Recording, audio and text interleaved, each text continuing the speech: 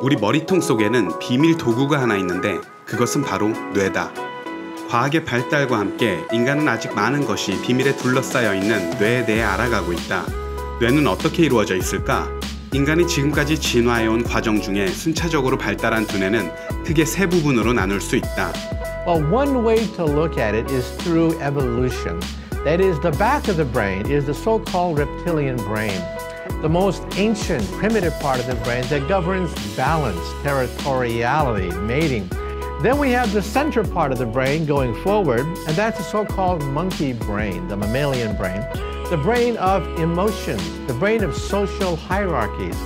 Then finally, the front of the brain is the human brain. 그 중에서 인간을 다른 동물들과 구별짓고 특별하게 만드는 것 중 하나는 뇌 앞부분을 차지하고 있는 인간의 뇌라고 불리우는 전두엽이다. Especially the prefrontal cortex. This is where rational thinking is. 전전두피질은 복잡한 수학 문제를 풀고 이케아 가구를 조립하며 우주인을 달에 보내고 저녁 모임을 성공적으로 치를 수 있게 해준다. 체스를 둘 때 어떤 수를 둘지 어떻게 하는 걸까? 그것은 체스판을 보며 머릿속으로 시뮬레이션을 돌려보는 것이다. 나이트를 옮기면 상대간의 비숍을 가져갈 수도 있으니 나이트를 옮긴 뒤에도 상대가 비숍을 가져가지 못하도록 비숍을 먼저 옮겨야 한다. We run simulations into the future. 이 모든 생각은 전전두피질에서 일어난다. 그것은 마치 미래를 상상하고 행동의 결과를 예측할 수 있게 도와주는 가상현실 기계와도 같은 역할을 한다. Our brain is a prediction machine. 그리고 그 상상하는 미래가 어떤 느낌을 줄지 판단하는 역할도 한다. 그렇다면 뇌에서 일어나는 계획 세우기와 걱정하기의 차이는 무엇일까? 둘 사이의 차이라고는 사고를 담당하는 인간의 뇌와 감정을 담당하는 원숭이의 뇌 사이에서 일어나는 감정의 자기지향적 처리 양뿐이다. 즉, 이 영역들이 미래의 잠재적 시나리오에 얼마나 감정적으로 맹렬하게 반응하느냐의 차이, 단순히 그뿐이라는 것이다. 계획을 세우거나 문제를 해결할 때에는 자기 자신 또는 그 밖의 정보 조각들을 미래에 투사하고 그에 따라 예상되는 결과에 어떤 감정이 들지를 평가하는 과정이 포함된다. 심해지면 삶을 좀먹기도 하는 걱정도 이런 똑같은 과정에 따라 유발되지만 계획을 세우거나 문제를 해결할 때와 달리 걱정에는 조금 더 부정적인 감정이 채색되어 있다는 점만이 다르다. 걱정은 기분을 저조하게 만들고 기분이 나빠지면 걱정이 더 심해지니 이와 같이 반복되며 강화되는 이러한 특성을 하강나선에 비유할 수 있다. 그리고 정신의학에서는 한 사람이 전형적인 하강나선 상태에 침식해 있는 이 상태를 우울증이라고 부른다. 우울증은 어떤 특별한 병이 아니라 뇌 안에서 보통 사람과 같이 사고회로가 돌아가지만 결과를 예상하는 과정에서 계속해서 부정적 감정의 채색이 더 칠해지고 하강나선으로 인해 그러한 패턴이 강화되어서 최악의 경우에는 돌이킬 수 없는 선택으로 이어질 수도 있는 하강나선에서 탈출하지 못하는 상태를 말한다.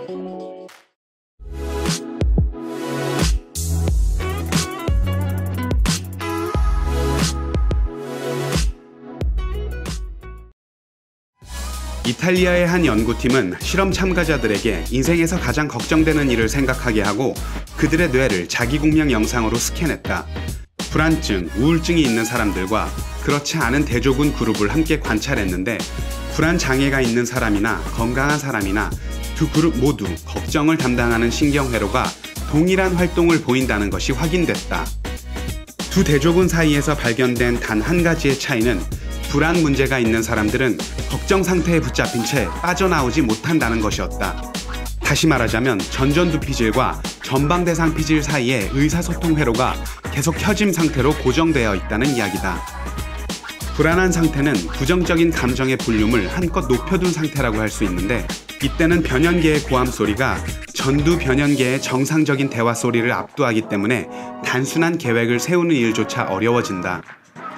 부정적인 기분일 때에는 전전두피질이 계산해내는 거의 모든 결과에 부정적인 색채가 더해진다.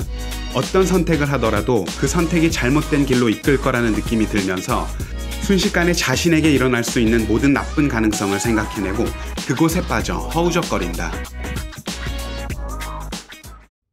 소용돌이처럼 우리를 휩쓸어 늪의 바닥으로 끌어내리는 하강나선이 작동하는 이유는 우리에게 일어난 일과 우리가 내린 결정이 뇌 활동을 변화시켰기 때문이다.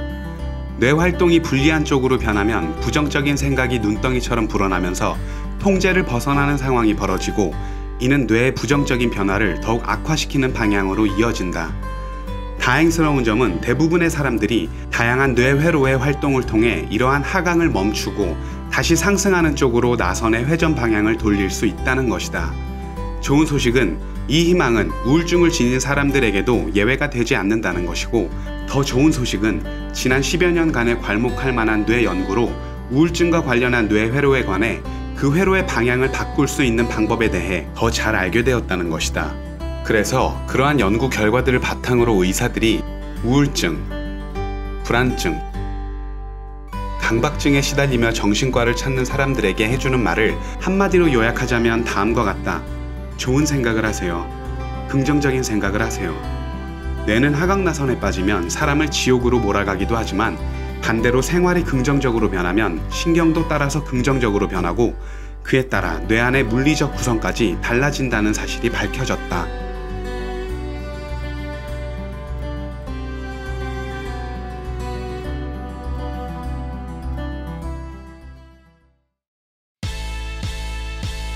과거에는 성인으로 자라나며 성장을 마친 뇌는 더 이상 성장하지 않는다고 생각했고, 성장이 끝났기 때문에 뇌도 더 이상 바뀌거나 고쳐지지 않는다고 생각했다.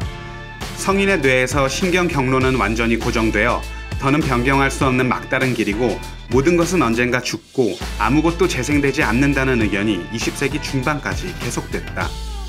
그러다가 1990년대 컴퓨터 기술이 급속히 발달함에 따라 발전의 전성기를 맞이한 뇌과학과 신경과학 분야는 우리의 뇌는 평생에 걸쳐 리모델링 된다는 신경 가소성이라는 신비로운 특성을 가지고 있다는 것을 발견했다. 현재의 과학자들은 주의를 집중하거나 의도적으로 생각을 특정 방향으로 이끌거나 분명한 목적을 품고 감정을 평온하게 가라앉히는 모든 일이 뇌를 바꾼다는 사실에 그 누구도 이의를 제기하지 않는다. 즉, 마음을 어떻게 사용하느냐에 따라 뇌도 변한다는 사실이 바로 현대 과학이 발견해낸 신경 가소성의 핵심이다. 신경 가소성과 관련하여 한 가지 다행스러운 사실은 뇌와 같은 복잡계에서는 아주 작은 변화가 때로는 큰 효과를 불러온다는 점이다. 신호등의 정지 신호 타이밍을 바꾸는 것만으로 교통정체를 유발하거나 예방할 수 있듯, 유튜브에 게시된 어떤 동영상이 사소한 하나의 계기로 순식간에 확산될 수 있듯, 때로는 뇌회로를 하나 조정하는 것만으로도 우울증을 개선하는 방향으로 전환이 촉발될 수 있다. 툭하면 우울과 불안으로 치닫는 하강나선에서 방향이 전환되어 다시 위로 상승하는 것을 상승나선이라고 한다. 수십 년간 축적된 과학 연구 결과들은 우리에게 상승나선에 시동을 걸면 다양한 뇌회로를 바로잡을 수 있고, 여러 신경화학 물질의 수치를 조절할 수 있으며 심지어 새로운 뇌세포를 만들 수 있다고 알려주고 있다. 예를 들어 운동을 하면 수면 시 뇌의 전기 활동에 변화가 일어나고, 이는 다시 불안을 줄이고 기분을 향상시켜 운동할 수 있는 에너지를 더 많이 만들어낸다. 이와 유사하게 고마움을 표현하면 세로토닌이 생성되어 이것이 다시 기분을 좋게 하고 나쁜 습관을 떨치게 도와줘서 고마워할 일이 더 많이 생긴다. 그 어떤 작은 변화라도 뇌가 상승나선에 시동을 거는 데 필요한 바로 그 힘이 될 수 있다. 그리고 그 작은 변화란 나 자신의 마음가짐과 그러한 마음가짐을 가지겠다는 스스로의 의도에서 시작된다. 스스로의 마음가짐과 의도로 뇌를 변화시켜서 불안과 걱정보다 기운이 샘솟는 현실을 선택하는 것이 가능하다라는 지금까지의 뇌과학 이야기는 결국 의도에 따라 원하는 현실을 창조할 수 있다라는 개념으로 이어지기도 한다. 영혼들의 쉼터 이번 회에서는 뇌과학과 신경가소성을 통해 원하는 현실을 창조하는 방법에 대해 알아봤다. 이것을 개념 1이라고 해보자. 다음 회에서는 개념 1에서 발전한 개념 2, 실제 현실은 그렇지 않더라도 뇌가 그렇다고 믿도록 뇌를 속이는 방법만으로 우리의 물리적 신체가 그에 반응하는 희한한 플라시보 효과와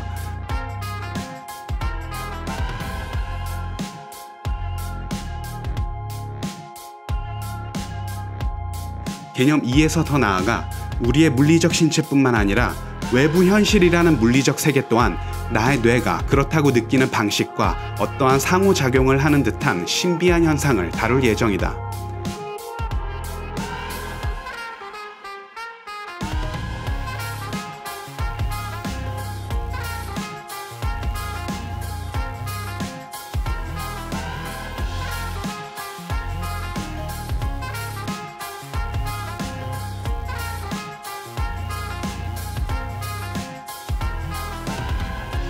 영혼들의 쉼터 채널을 찾는 모든 분들이 원하는 현실을 창조하는 방법을 기억해내기를 소망하며 세 번째 개념과 관련된 이야기에 미리 살짝 조명을 비추며 마무리하고자 한다.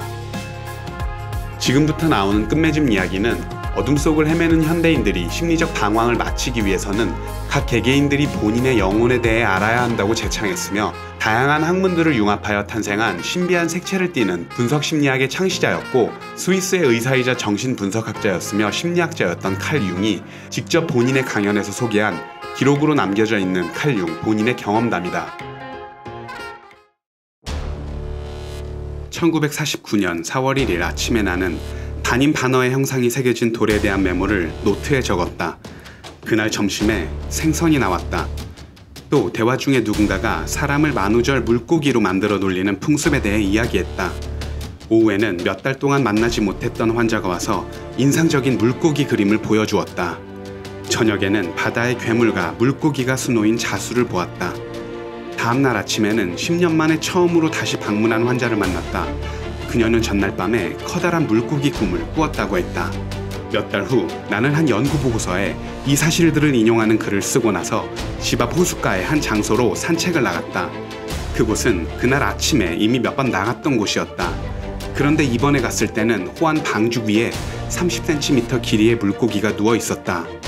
근처에는 아무도 없었는데 그 물고기가 어떻게 거기에 올라올 수 있었는지는 상상하기가 어려웠다.